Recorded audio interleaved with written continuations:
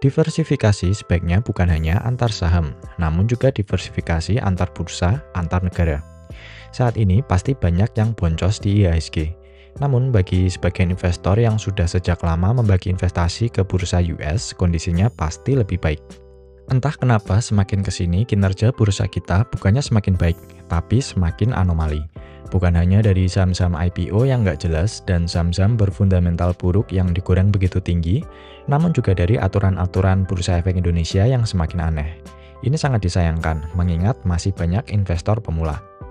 Bahkan dalam 5 tahun terakhir, IHSG hanya mampu memberikan return di bawah 5%. Jelas, investor lebih melirik obligasi karena suku bunga kita sedang tinggi-tingginya. Jadi bisa dikatakan bahwa sejauh ini investasi saham di IHSG menjadi instrumen yang high risk, low reward.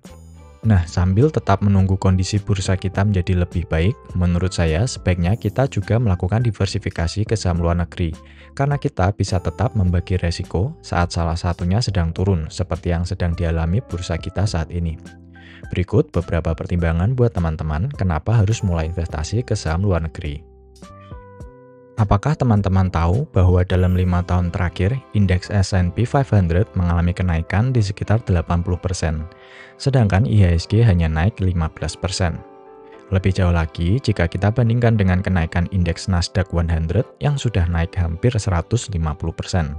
Jika kita rata-ratakan CAGR-nya, maka dalam 5 tahun terakhir, return IHSG hanya menghasilkan di bawah 5% per tahun. Kalah dengan deposito dan obligasi. Padahal investasi saham seharusnya menjadi instrumen yang high risk, high reward, bukan high risk, low reward. Jika teman-teman punya investasi di saham luar negeri, setidaknya ketika saham-saham Indonesia sedang tidak perform seperti saat ini, investasi teman-teman masih bisa berkembang di saham-saham luar negeri. Besok ketika saham-saham US sedang tidak perform seperti di tahun 2022 yang lalu, harapannya investasi kita di saham-saham Indonesia bisa gantian naik. Teman-teman tidak perlu pusing pilih saham individual, cukup beli QQQ, ETF-nya Nasdaq 100 saja, di mana dalam 5 tahun terakhir sudah naik 150%. Bahkan return ETF QQQ yang tracking rata-rata 100 perusahaan terbesar non-perbankan di dalam indeks Nasdaq ini jauh mengalahkan return BBCA yang dalam periode yang sama hanya mengalami kenaikan di sekitar 60%.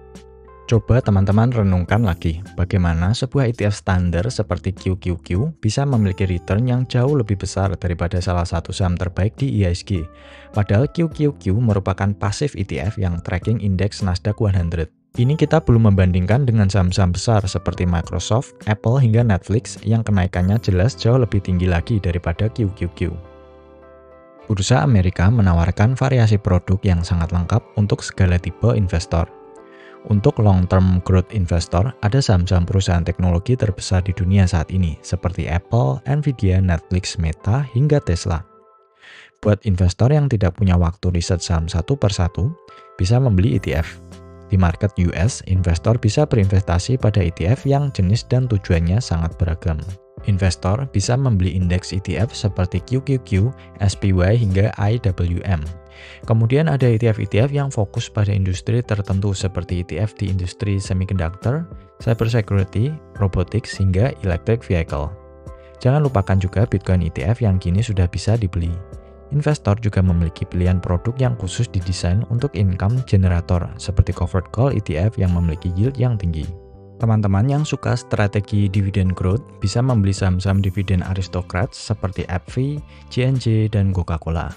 Dividen Aristocrats merupakan kumpulan saham dari S&P 500 yang rutin membagi sekaligus menaikkan dividennya tanpa putus, setidaknya dalam 25 tahun terakhir.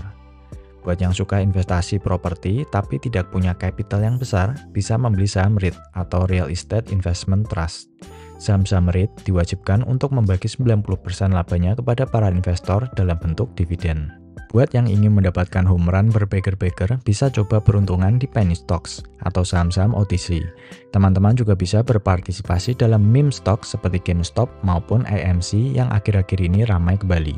Buat yang ingin bermain options trading, pasar saham Amerika merupakan tempat yang paling liquid sedunia. Jadi teman-teman bisa melakukan spekulasi, hedging, hingga menyewakan saham yang dimiliki untuk mendapatkan cash flow.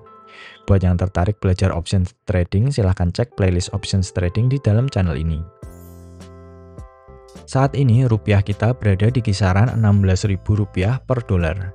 Dulu sekitar tahun 2008 saat saya pertama kali mengirim uang ke broker di US, kursnya masih Rp9.000 per dolar. Artinya dalam 15 tahun, dolar sudah naik hampir 80% terhadap rupiah. Jadi selain dapat dari capital gain dan dividen, kita juga dapat keuntungan dari selisih kurs. Jika pada periode tersebut kita deposit ke broker di US tanpa beli saham apapun dan membiarkan uang tersebut idle di broker, kini uang kita sudah berkembang sendiri hampir double karena kenaikan dolar. Makanya dengan perkembangan IHSG dan reksadana dalam 5 tahun terakhir yang cukup jeblok, kenaikannya masih kalah terhadap penguatan dolar terhadap rupiah. Sebaiknya Bursa Efek Indonesia harus cepat berbenah, jangan tunggu sampai banyak investor retail pindah ke bursa saham luar negeri. Tidak mungkin untuk tidak bahas broker untuk membeli saham-saham di bursa US, karena pasti banyak viewers yang masih baru di sini. Sekarang kita memiliki banyak pilihan broker, baik yang berdomisili di Indonesia maupun yang berdomisili di US. Kelebihan broker lokal adalah cara deposit maupun withdraw yang mudah. Investor juga lebih nyaman karena ada customer service yang berbahasa Indonesia. Satu kekurangan broker lokal adalah dari pilihan produknya yang masih sedikit. Beberapa broker juga baru bisa menjual versi CFD dari underlying stoknya. Harapannya semoga broker-broker lokal yang memfasilitasi saham-saham US bisa terus berkembang agar investor bisa mendapatkan diversifikasi investasi yang luas. Bagi yang ingin lebih serius di bursa saham US, ada baiknya untuk memiliki broker domisili US. Di samping kita bisa membeli saham secara fraksional, investor juga mendapatkan exposure ke saham-saham global dan ETF yang tidak tersedia di broker lokal. Kita juga bisa memanfaatkan options trading seperti yang para hedge funds biasa lakukan.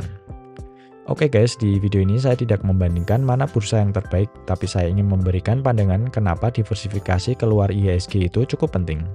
Tentunya saya juga masih berinvestasi di IHSG karena banyak peluang di saham-saham blue chip lokal saat ini. Oke, sekian video kali ini, semoga bermanfaat.